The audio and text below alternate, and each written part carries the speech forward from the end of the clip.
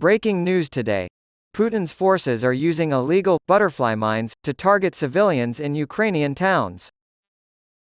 Vladimir Putin's military has resumed its attacks on Ukrainian civilians, this time by dropping illegal butterfly mines on urban areas.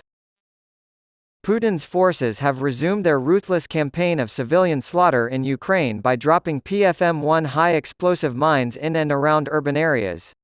Ukrainian civilians claim to have discovered these mines in parks and forests, where they have the potential to kill or dismember anyone unlucky enough to step on them. The mines are dropped from planes with an explosive capsule attached to one side, and then they float to the ground. The butterfly mines are 5 kilograms to detonate and are made to appeal to children. Charity workers are currently attempting to locate and remove the mines hidden in the grass in various locations before they can cause any further damage. Multiple injuries and amputations have been reported to the Ukrainian government as a direct result of people accidentally discovering the mines. According to Ukraine, 5 children were among the seriously injured. According to the Daily Star, the situation was described by a woman named Bandarivka who has been trained to clear the mines. Soldiers and civilians alike are still getting hurt by these mines, and we often don't even know it because the Russians cover them up as they retreat. If you see one, expect to see another 700 in the vicinity. The worst part is that kids will be attracted to them because they resemble a plastic toy and may pick them up.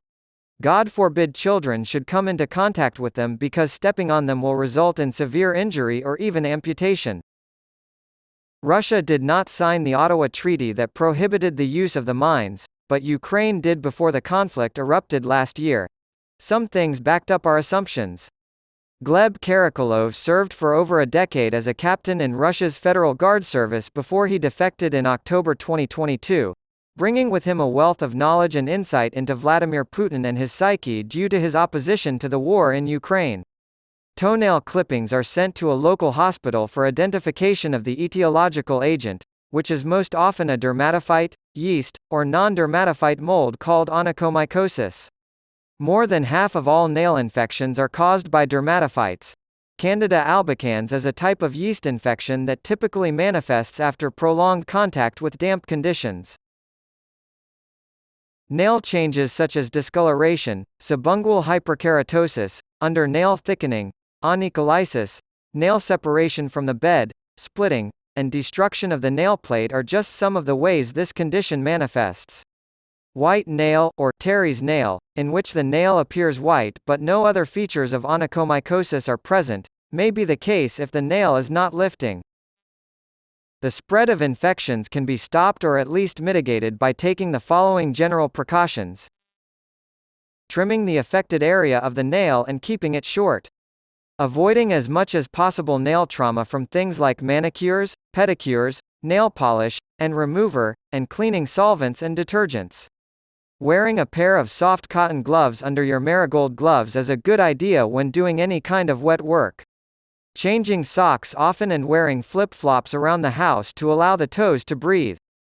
Distal, near the tip of the nail, lateral, along the nail side, and subungual, beneath the nail, onychomycosis are the most common types.